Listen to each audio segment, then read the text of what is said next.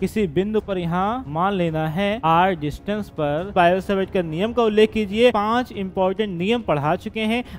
Hello बच्चों, क्या हाल चाल। उम्मीद करते हैं आप सभी बहुत ही अच्छे होंगे और आपकी पढ़ाई अच्छे से चल रही होगा, क्योंकि अब भैया आपका एग्जाम आ गया है बहुत करीब और हम सभी को बायोलॉजी के साथ साथ फिजिक्स और केमिस्ट्री को भी साथ में देखना होगा। इसलिए हम आपको लगातार कंटेंट प्रोवाइड कर रहे हैं। आज हम लोग बात करने वाले हैं 3 महत्वपूर्ण डेरिवेशन के बारे में, क्योंकि 5 नंबर वाले जो प्रश्न हैं फर्स्ट बुक के वो कौन से हैं वो आपको डिलीवर करते हैं बहुत ही कम समय में अच्छे से, ताकि आप इस वीडियो को देखने के बाद तुरंत एग्जाम में क्वेश्चन जो आया हुआ है उसे सॉल्व कर पाएं। तो लेकर के आए हैं सामने भाई क्वेश्चन ही इस तरह से आपका क्या आता है क्वेश्चन, और इसका अगर जो नियम आता है कि बायो-सेवर्ट का नियम का उल्लेख कीजिए। हमने बायो-सेवर्ट का नियम, एम्पियर का नियम, मैक्सवेल का नियम, जितने भी नियम थे 5 इंपॉर्टेंट नियम पढ़ा चुके हैं। आप वीडियो को विजिट करना, ठीक है, ऐसे करके थंबनेल लगा है उससे जरूर देख लेना 5 महत्वपूर्ण नियम। आज हम लोग बात करते हैं उससे जो डेरिवेशन आता है 3 नंबर के वो कैसे आएंगे। तो बेटा यहाँ पर जो आपका है इसलिए बहुत ही इंपॉर्टेंट वीडियो बन जाती है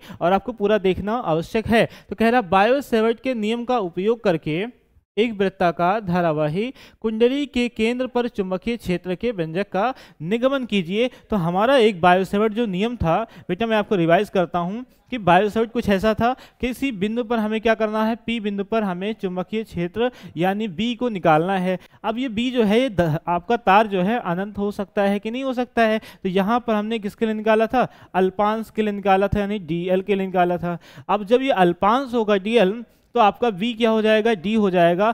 D का मतलब होता है छोटा, D का मतलब होता है छोटा यानी सूक्ष्म। अब यहां से हमने कोई दूरी मान लिया था, क्या R डिस्टेंस मान लिया था। क्या डिस्टेंस मान लिया था बेटा, R दूरी पर बिंदु P है जहां हमें सूक्ष्म चुंबकीय क्षेत्र का व्यंजक प्राप्त करना था। अब ये एंगल भी बन जाता था यहाँ थीटा, और इस प्रकार से इसमें धारा प्रवाहित होता है I, और हमने एक फार्मूला पा लिया था यहाँ से जो हमारा बायो-सेवर्ट का नियम है। तो वही कॉपी में लिखना बायो-सेवर्ट के नियम से, जो से कहा है उसने कि बायो-सेवर्ट के नियम का उपयोग करके। तो यहाँ आप ऐसे डायरेक्शन देंगे और लिखेंगे बायो-सेवर्ट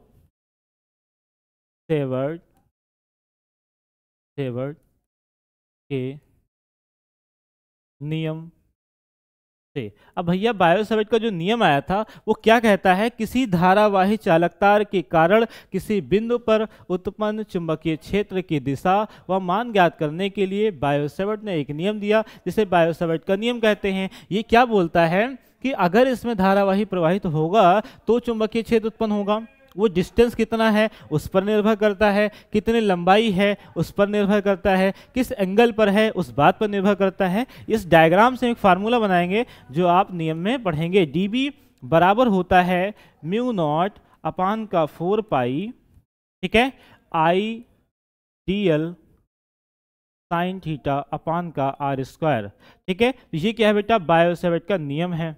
तो बायो-सेवर्ट का नियम अच्छे से पढ़ लेना, यहाँ से हमने ये चीज निकाला है। अब क्वेश्चन पढ़ना है आपको कि करके एक वृत्ताकार धारावाही कुंडली के केंद्र में पर चुंबकीय क्षेत्र का व्यंजक प्राप्त करना है। एक वृत्ताकार कुंडली बनाना है, उसके केंद्र में कितना चुंबकीय क्षेत्र होगा। एकदम आसान बेटा, आपको क्या करना है, एक वृत्ताकार कुंडली बनाना है इस प्रकार जैसा मैंने बना रहा हूं। ऐसे यहाँ क्या करना है, ऐसे बैक्टीरिया लगा देनी है, ठीक है। अब इसके केंद्र में, यहाँ केंद्र है, इसके केंद्र में आपको क्या करना है, यहाँ से R दूरी पर कोई बिंदु ले लेना है P, और यहाँ पर आपको क्या निकालना है B। B होता है चुंबकीय क्षेत्र का सिंबल। अब ये जो एंगल बन रहा है वो एंगल कितना होगा, 90 डिग्री, क्योंकि वृत्त के प्रत्येक त्रिज्या जो खींची जाती है कितने नंबर है, 90 डिग्री होता है। अब यहाँ पर क्या हो रहा है, धारा प्रवाहित हो रहा है, I धारा प्रवाहित हो रहा है। समझ में आ गया। इस प्रकार से आपको छोटा सा एक डायग्राम बनाना है, इस डायग्राम में इसको अप्लाई कर देना है। कैसे अप्लाई करेंगे बेटा, कैसे, देखो इसी को करना है dB बराबर म्यू नॉट अपान का 4 पाई, समझ में आ रहा ना। तो यहाँ क्या हो जाएगा, I प्रवाहित हो रहा है, I लिख दिया। DL क्या है, DL आप कितनी लंबाई तक ले रहे हैं, तो ये आपका क्या हो जाएगा, DL हो जाएगा। समझ पा रहे हो। तो DL भी हमारा कैसे रहेगा, DL रहेगा। बस चेंज क्या होगा यार, चेंज तो होगा आपका साइन थीटा, क्योंकि यहाँ पर थीटा था, यहाँ थीटा कितना हो गया है, 90 डिग्री हो गया है। तो यहाँ पर बता देना कि थीटा हमारा चेंज हो रहा है, कितना हो रहा है, 90 अंश हो रहा है कि नहीं हो रहा है। तो थीटा हमारा हो जाएगा 90 अंश। नीचे में जो R है वो R² जैसा था वैसे है। अब यहाँ बताओ यार कि साइन थीटा बराबर होता है 1। साइन थीटा जो आपका साइन 90 अंश है कितना है, पूरा पूरा लिख देते हैं यार, तो कितना लिखेंगे, साइन 90 अंश बराबर होता है 1 के। तो जहां साइन 90 है वहां क्या हो जाएगा, 1 हो जाएगा। इस प्रकार से आपका आने वाला है dB बराबर म्यू नॉट अपान का 4 पाई आई dl। साइन 90 अंश का मान कितना हो जाएगा, 1 अपान हो जाएगा r स्क्वायर। क्लियर हुआ कि नहीं हुआ। इस प्रकार से आपको एक लाइन और नीचे लिखना है, dB बराबर म्यू नॉट अपान का 4 पाई आई dl, गुणा हो गया 1 से, बटे क्या बचा, r स्क्वायर। क्या बचा बेटा, r स्क्वायर बचा। अब इसको आप मान लेना इक्वेशन नंबर फर्स्ट, क्योंकि यही आपका क्या है, आंसर है। लेकिन इसने कहा है कि आपका वृत्ताकार कुंडली के अंदर टोटल कितना है। हमने तो अभी निकाला अल्पांश, क्योंकि बायोसैवर्ट ने बताया है अल्पांश लंबाई का नियम। अब बेटा अल्पांश को अगर हम बढ़ाएं ऐसे dl dl dl dl पूरा, तो ये परिधि बन जाता है। इसका मतलब आपका जो dl है वो किसके बराबर है, परिधि के बराबर है, 2 पाई r के बराबर है। तो इसे हमें 2 पाई r करने के लिए क्या करना होगा, इक्वेशन नंबर फर्स्ट का समाकलन करना होगा। क्या करना होगा बेटा, समाकलन करना होगा। इसका स्क्रीनशॉट अच्छे से ले लेना, जैसे मैं कर रहा हूं ऐसे आपको कॉपी में करके आना है, पूरा का पूरा नंबर मिलेगा और ये आपके एग्जाम में प्रिंट हो चुका है। ठीक है, चलो भाई आगे बढ़ जाते हैं। आगे करना है आपको, यहाँ पर बताना है कि समीकरण 1 का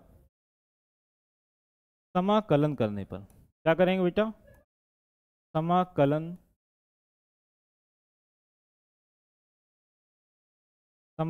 करने पर किसका करना है भैया, समीकरण 1 का समाकलन करने पर। अब जब समीकरण 1 का हम समाकलन करते हैं, समीकरण 1 क्या था आपका, dV था, बराबर था म्यू नॉट अपान का 4 पाई आई dl अपान का r स्क्वायर। यही तो हमारा समीकरण 1 है। तो इसका हम जब समाकलन करेंगे तो ऐसे समाकलन का सिंबल लग जाएगा, ऐसे समाकलन का सिंबल लग जाएगा। अब जब समाकलन करते हैं तो d आपका छोटा था बड़ा हो जाएगा, आ जाएगा v बराबर हो जाएगा, इधर से कांस्टेंट क्या है भैया, म्यू नॉट 4 पाई आई r स्क्वायर, सब कांस्टेंट है।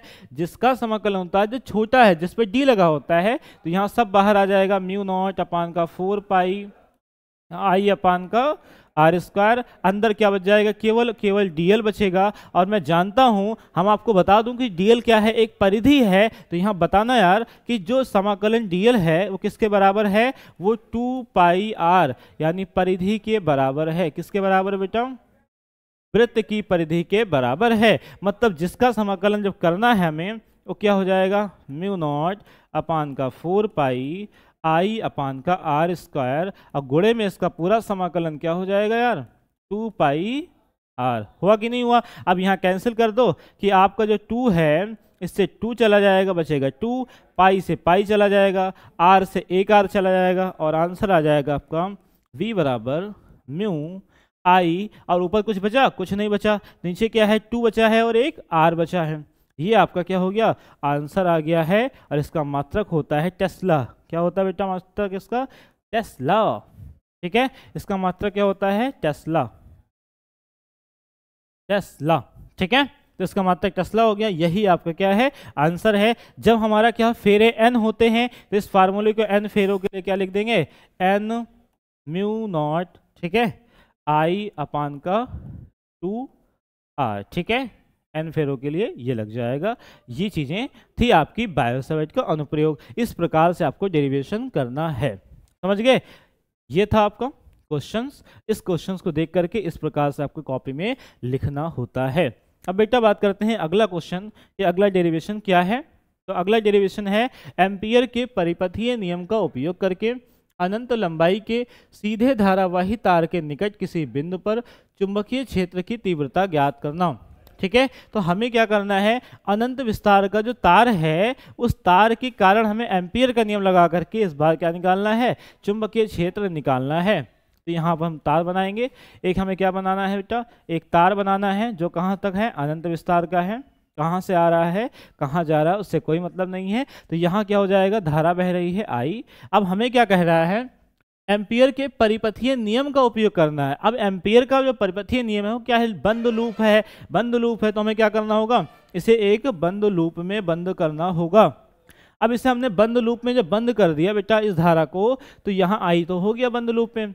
अब हमें क्या करना है, किसी बिंदु पर यहाँ मान लेना है r डिस्टेंस पर कि भैया यहाँ पे हमारा कोई बिंदु P है, कोई बिंदु क्या है, P है। अब हमारा एक रिंग है तो इस पर चुंबकीय क्षेत्र उत्पन्न होगा, तो यहाँ पे हमें क्या निकल रहा है, चुंबकीय क्षेत्र उत्पन्न हो रहा है। अब ये चुंबकीय क्षेत्र क्या है, अल्पांश के लिए यूज होगा, क्योंकि अल्पांश लंबाई होगा, एरिया होगा, छोटा सा एरिया होगा। अब उस अल्पांश के लिए हमें क्या करना है, आपका चुंबकीय क्षेत्र का मान निकाल लेना है। तो खटाखट निकाल लेते हैं भाई। तो यहाँ पर एम्पियर का जो परिपथीय नियम हो क्या होता है, किसी बंद पृष्ठ का रेखा समाकलन, किसी बंद पृष्ठ का रेखा समाकलन BDL, ठीक है, ये होता है निर्वात की चुंबकशीलता एवं प्रवाहित कुल धारा के गुणनफल के बराबर होता है। ये होता है एम्पियर का परिपथीय नियम, जो आपको यहाँ पर ऐसे फार्मूला लिखना होगा।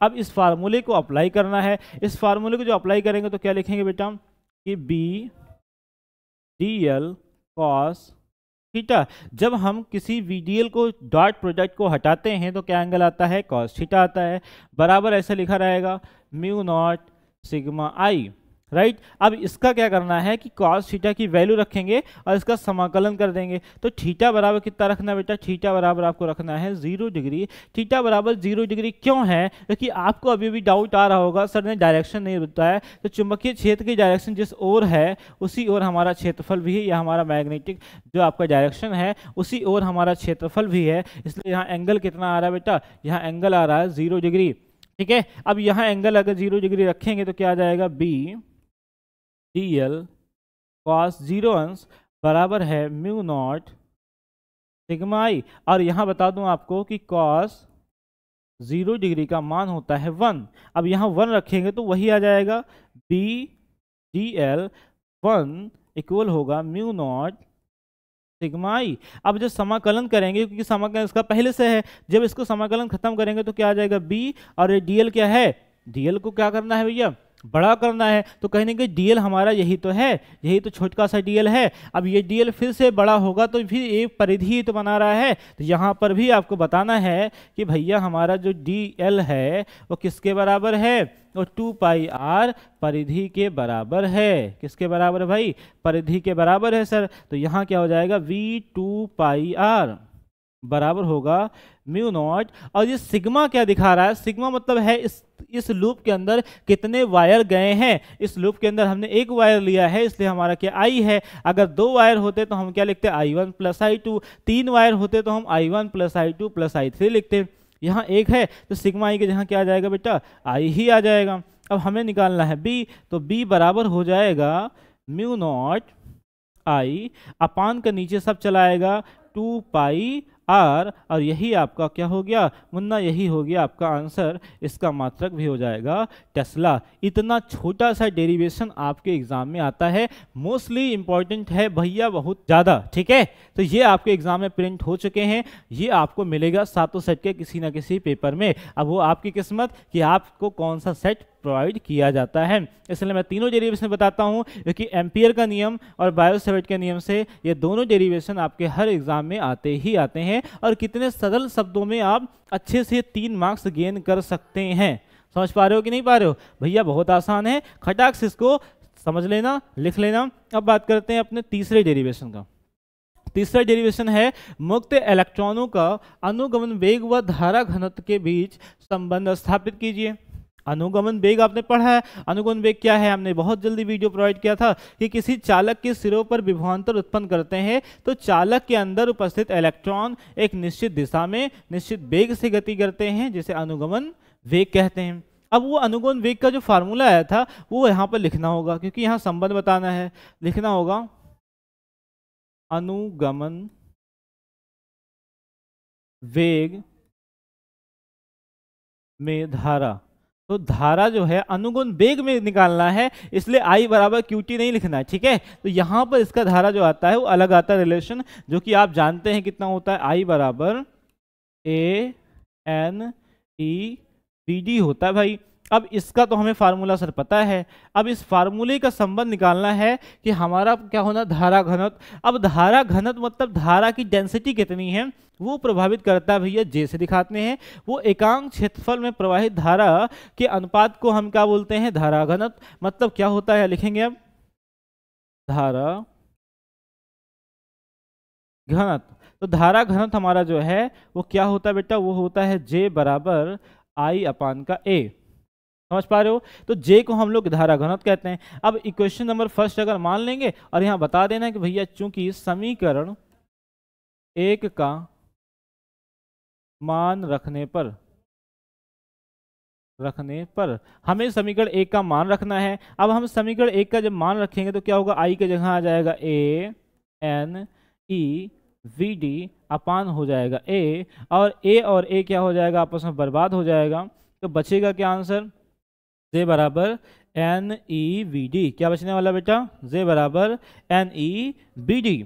ठीक है, मात्रक क्या होगा, एम्पियर प्रति मीटर स्क्वायर। देखो J का मात्रक निकालेंगे तो धारा का मात्रक क्या होता है, एम्पियर, और A क्या है, क्षेत्रफल का होता है मीटर स्क्वायर। तो यहाँ लिख लेना है एम्पियर प्रति मीटर स्क्वायर। तो मात्रक क्या होता है, एम्पियर प्रति मीटर स्क्वायर। इसका मात्रक भी पूछा जाता है आपसे कि अनुगुण वेग में धारा घनत्व का मात्रक क्या है, तो एम्पियर प्रति मीटर स्क्वायर होता है। तो इतना छोटा सा है लेकिन हर साल आपके एग्जाम में पूछा जाता है, 1 नंबर वाले में या 2 नंबर वाले में। तो ध्यान दीजिएगा, ये तीनों डेरिवेशन आज के थे वो आपके एग्जाम को लेकर के बहुत ही इंपॉर्टेंट थे। तो भाई अगर वीडियो अच्छा लगा और किसी टॉपिक पर वीडियो चाहिए तो कमेंट करना बिल्कुल भी ना भूलना, और अपने दोस्तों को शेयर भी कर देना। बहुत जल्द दूसरी वीडियो आपको मिलने वाली है। All the best.